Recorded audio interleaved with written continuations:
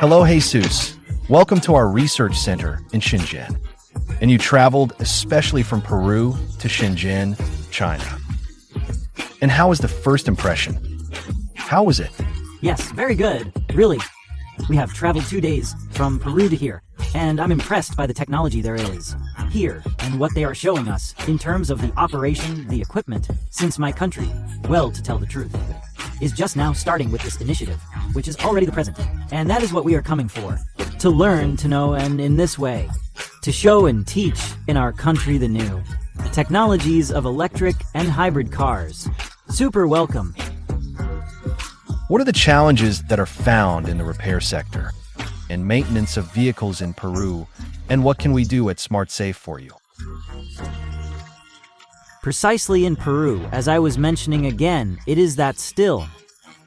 The mechanical sector is a bit behind because the same mechanics are a bit reluctant to learn the new technologies.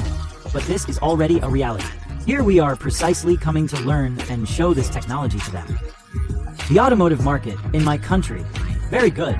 Together, we are going to grow together in the market, Peruvian, and we invite everyone to participate in our training. And thank you very much, Jesus. 100% recommended.